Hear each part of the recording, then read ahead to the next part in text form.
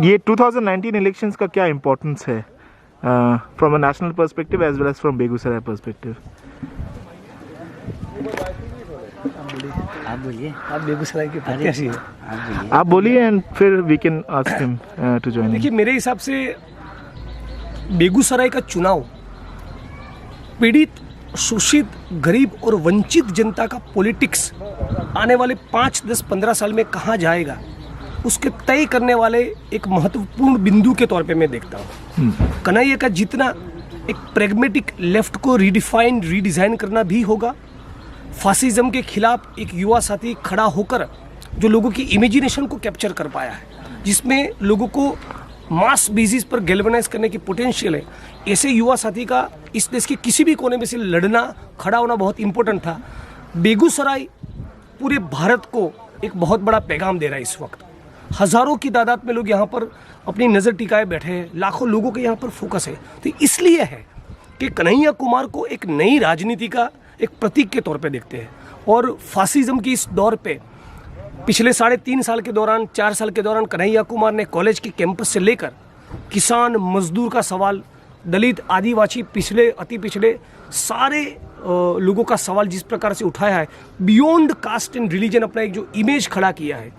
और मुझे लग रहा है कि इस प्रकार का फेसिस हमारे मेन स्ट्रीम के पॉलिटिक्स में आए। और ये वो लोग हैं, कन्हैया उन लोगों में से है जो इलेक्टोरली चीज़ों को क्रैक करने के साथ साथ जो सड़क की लड़ाई है वो कभी छोड़ेगा नहीं। हमको ऐसे लोग चाहिए पार्लियामेंट में और असेंबली में जो सड़क की लड़ाई को कभी ना छोड़े, जो जनता के बीच में आकर बैठे, जनता के साथ खड़े हो। तो इस संदर्भ में बेगूसराय का फाइट ये 2019 के कॉन्टेक्स्ट में और 2019 के बाद के भी पॉलिटिक्स के लिए बहुत ही महत्वपूर्ण है। और एक युवाओं का, जब हम देख रहे हैं कि भारत में एक युवा प्रधान एक देश है, फिर भी युवाओं में एक तरह की उदासीनता रहती है राजनीति को लेके, तो उसका वो चैलेंज को आपने कैसे टैकल किया है? छात्र राजनीति से क्या चुनौतियाँ मिली जो एक्चुअल अभी राजनीति में आने के बाद? सबसे इम्पोर्टेंट ये है कि मैं समझता हूँ कि हम लोगों ने प्री प्लान तरीके से कुछ भी नहीं किया है। जो कुछ भी हो रहा है वो ऑर्गेनिकली हो रहा है। जिस तरीके से ऑब्जेक्टिव कंडीशंस में चेंजेज आ रहे हैं उसके according society, politics, economy, culture और इन जनरल आप जब ग्लोबल वर्ल्ड को देखेंगे तो उसमें उसके डायनेमिक्स में एक चेंजेज आ रहे हैं। एक एपिस्टेमोलॉजिकल ब्रेक आपको डिफरेंट फील्ड में दिखाई देता है, चाहे वो एकेडमिक्स हो, पॉलिटिक्स हो, हर जगह ये देखने को मिलता है। मैं समझता हूँ कि 2019 का चुनाव यूथ के लिए एक बहुत इम्पॉर्टेंट चुनाव है। वो इसलिए है कि 2019 के चुनाव में क्या होगा उससे इस देश में कॉन्स्टिट्यूशनल प्रिंसिपल, डेमोक्रेसी और जो थ्योरी ऑफ इमेंसिपेशन है, डिफरेंट आइडियोलॉजी ऑफ इमेंसिपेशंस, उसका क्या फ्यूचर होगा, ये सब कुछ इस पर निर्भर करने वाला है।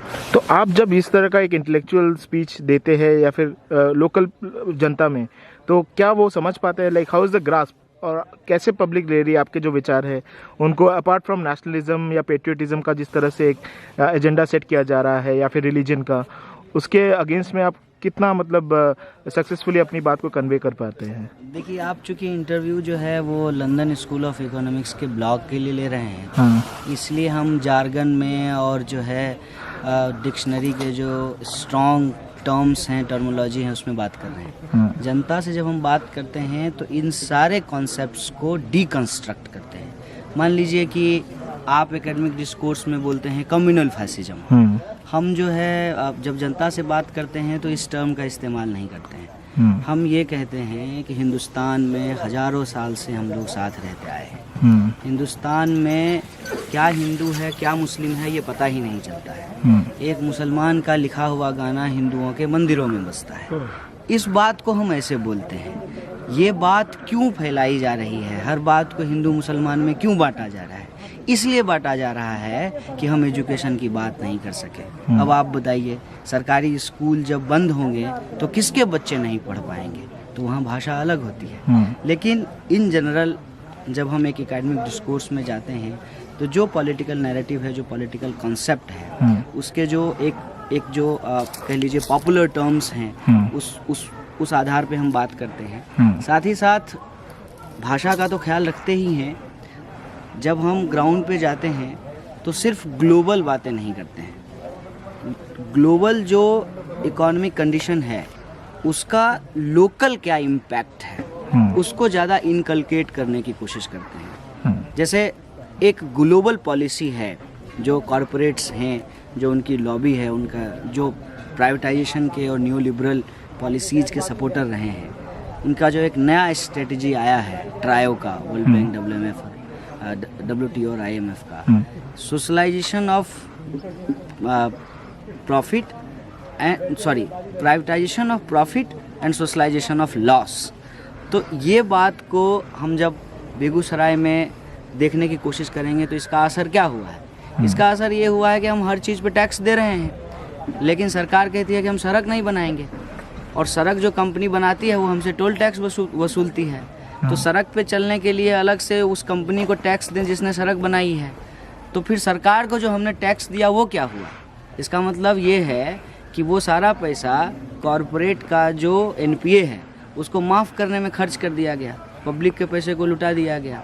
हम फिर ये बताते हैं कि किस तरीके से BSNL को बंद करके BSNL की प्रॉपर्टी को जियो के हाथों में बेच दिया जा रहा है, और प्रधानमंत्री सरकारी हैं लेकिन सरकारी BSNL का प्रचार नहीं करते हैं, जियो धनाधन कर रहे होते हैं। तो भाषा का ध्यान रखना पड़ता है, और लोकल मुद्दों पे जब हम बात कर रहे हैं तो ग्लोबल इम्पैक्ट क्या है लोकल इकोनॉमिक्स में, पॉलिटिक्स में।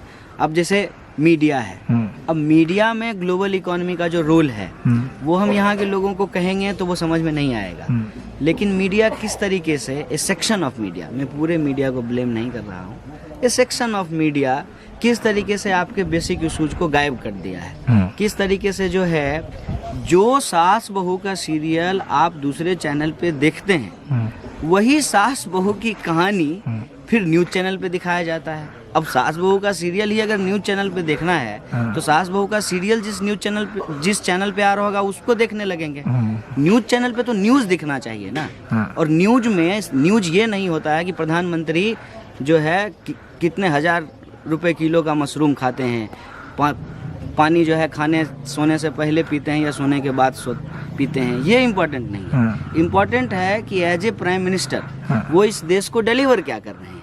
तो जो ग्लोबल कॉन्ट्राडिक्शंस हैं, जो ग्लोबल इकोनॉमी का प्रॉब्लम है, जो नेशनल इकोनॉमी का प्रॉब्लम है, उसका इम्पैक्ट लोकल क्या है उसको इनकलकेट करके फिर जनता से कम्युनिकेट करने की कोशिश करते हैं। क्या आप दोनों को लगता है कि ये चुनाव 2019 का चुनाव एक तरह से एक रेडिकल डिसाइसिव चुनाव होने वाला है from your perspective, from Gujarat, and आपका जो बिहार का पर्सपेक्टिव है? देखिए, चुनाव में क्या होगा ये इम्पोर्टेंट नहीं है, चुनाव के परिणाम के बाद क्या होगा ये इम्पोर्टेंट है। और चुनाव के परिणाम के बाद दोनों ही कंडीशन में भारत जो है वो एक चैलेंजिंग फेज जो है वो फेज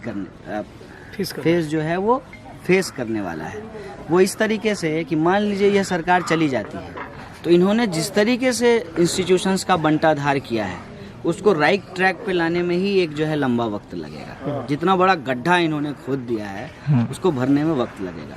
दूसरा ये है कि अगर ये जीत जाते हैं, अगर बीजेपी जीत जाती है तो वो गड्ढा और कितना खाई हो जाएगा ये आने वाले वक्त में पता चलेगा। इसलिए 2019 का चुनाव बहुत महत्वपूर्ण है। Okay, thank you.